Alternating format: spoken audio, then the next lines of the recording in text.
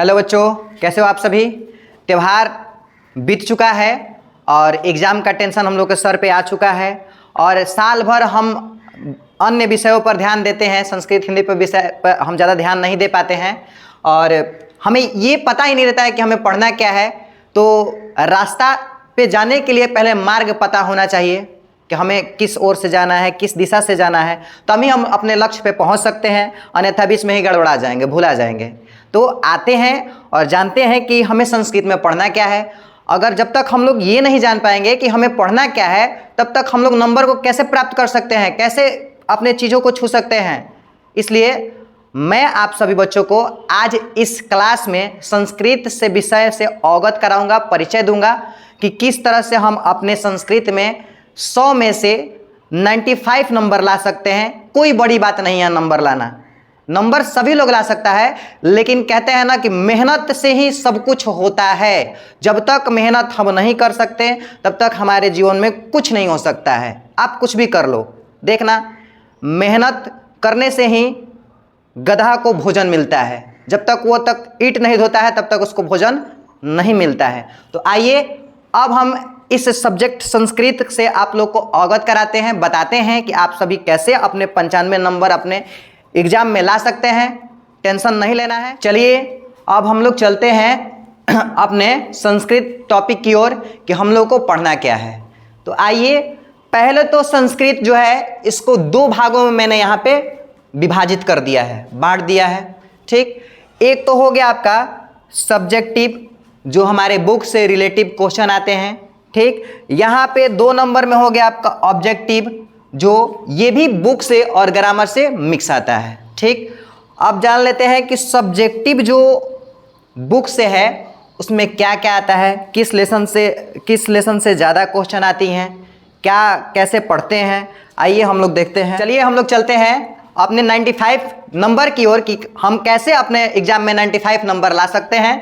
देखिए subjective 50 number का होता है, जिसमें हमको उत्तर लिखना होता है। कुछ ग्रामर से होते हैं, कुछ बुक से होते हैं। वहीं यहाँ पे आपका हो जाता है ऑब्जेक्टिव, जिसमें टिक करना होता है, जिसमें आपको 50 नंबर बुक से मिल जाएंगे, 50 नंबर ग्रामर से मिल जाएंगे। अब आप सभी को हम ये परिचय कराते हैं कि आप लोग को पढ़ना क्या है। देखिए सब्जेक्टिव जिसको हम लिखते हैं उसमें आपको पहले तो प्रश्न उत्तर 16 नंबर के हो जाएंगे, जिसमें याद होगा लेसन 11 व्याघ्रपति कथा, यानी बाघ और राही का एक कथा है, जिसमें से आपका एक क्वेश्चन एग्जाम में आएगा ही आएगा, एकदम कंफर्म है। ठीक, इसको डिटो मार लो आप लोग। आइए 2 नंबर में आते हैं अनुच्छेद, जिसमें सरस्वती पूजा, दुर्गा पूजा, कोरोना वायरस, बहुत सारे निबंध आने वाले हैं। इस बार मुझे लगता है कि सरस्वती पूजा पे आपके एग्जाम में अनुच्छेद पूछा जाएगा, और नहीं पूछा भी जाएगा तो किस बात का टेंशन है। मैं सारी चीजें आपको कराऊंगा, जिसमें से 8 आपको अनुच्छेद लिखवाने के प्रयास करेंगे यहाँ पे,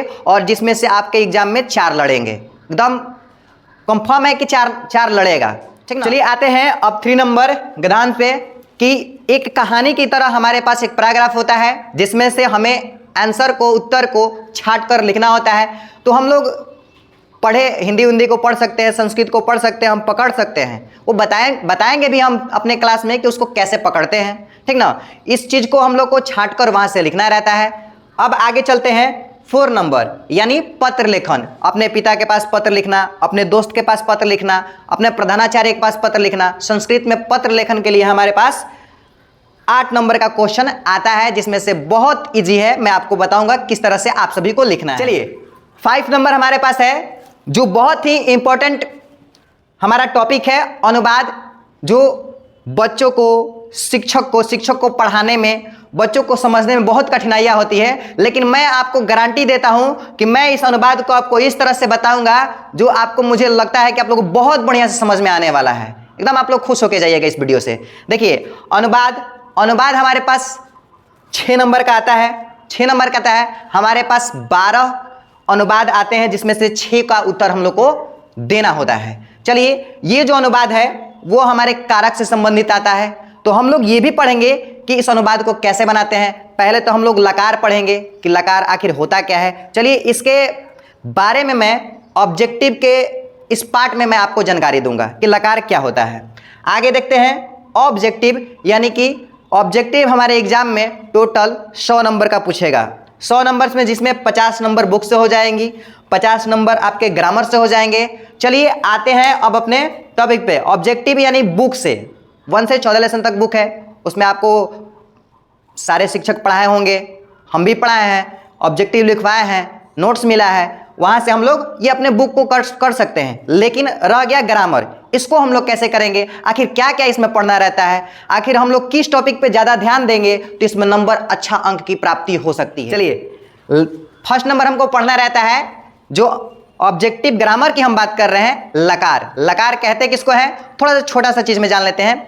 क्रिया को रूपांतर को लकार कहते हैं। यानी बच्चे थोड़ा सा शौक हो जाते हैं, रूपांतर कहते किसको है, रूपांतर यानी कि अलग अलग भाग, जैसे कि इंग्लिश में आप लोग पढ़े हैं present indefinite, present perfect continuous, इस तरह से उसी का भाग्य होता है। जो पहला होता है लट लकार, दूसरा होता है लिट लकार, तीसरा होता है लोट लकार, चौथा होता है लंग लकार, पांचवा होता है वृद्धिलिंग लकार। लट लकार का हिंदी होता है यानी कि वर्तमान काल, जो अभी चल रहा है।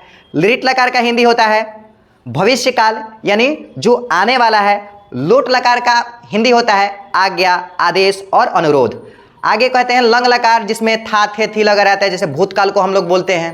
पांचवा हो जाता है वृद्धिलिंग लकार, जो चाहिए के लिए हम लोग यूज करते हैं। तो आगे हम लोग इसके जब वीडियो अपलोड होगा उसमें पढ़ेंगे। अभी हम लोग जानते हैं कि ग्रामर एक्चुअली हमको पढ़ना क्या रहता है। पहला नंबर आपने जान लिया कि पहला होता है लकार, ठीक। 2 नंबर आपका आता है संधि, ये भी बताऊंगा कि इसमें इंपॉर्टेंट चीज़ क्या है हमारे लिए एग्जाम के लिए। 2 नंबर होता है संधि, 3 नंबर होता है समास, 4 नंबर होता है अव्यय, 5 नंबर आता है आपका वचन, 6 नंबर आता है लिंग, 7 नंबर आता है आपका कारक, तो 8 नंबर आता है प्रत्यय, जो इस ग्रामर का सबसे महत्वपूर्ण भाग होता है। लगभग हम लोग जब पिछले एग्जाम में देखें तो प्रथम पाली और द्वितीय पाली में, प्रथम पाली में 10 क्वेश्चन, द्वितीय पाली में 10 क्वेश्चन इस प्रत्यय सब्जेक्ट से लिया गया था, हमारे एग्जाम में आया हुआ था, जो बहुत ही एक महत्वपूर्ण टॉपिक होता है संस्कृत के लिए, जो होता है प्रत्यय। 9 नंबर पढ़ना है हम लोग को उपसर्ग। उपसर्ग यानी प्रत्यय का ही भाई होता है उपसर्ग, इससे भी हमारे क्वेश्चन आता है। तो किस तरह से आखिर क्वेश्चन आता है, कैसे हम लोग हल करेंगे, जब ये सारी चीज़ें हम लोग पढ़ेंगे तो हम सभी को पता चलेगा कि आखिर हम लोग इतने, आपको पता ही नहीं चलेगा कि इतने इजी से हम ये सारी चीज़ें कर लिए हैं। इस तरह से मैं आप सभी को बताऊंगा, समझाऊंगा, तो चिंता करने की कोई बात नहीं है।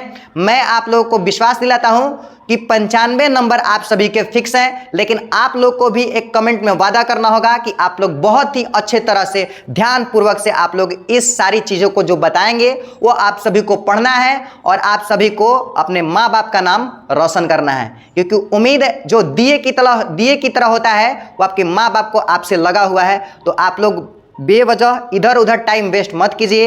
आइए, हमारे पास कुछ महीने ही बचे हुए हैं एग्जाम का, जो बहुत अच्छे तरह से हम लोग संस्कृत और हिंदी को कवर करेंगे। क्योंकि सारे विषय लगभग हम जानते हैं कि ये वर्ष में हमने क्या किया है, कवर किया है, लेकिन संस्कृत और हिंदी हम लास्ट में पढ़ना चाहते हैं। समझते हैं कि ये बहुत इजी टॉपिक है। तो हाँ, जो पढ़ रहा है, जो पढ़ना चाहता है, उसके लिए तो बहुत इजी है। आप सभी इस पे ध्यान दीजिए।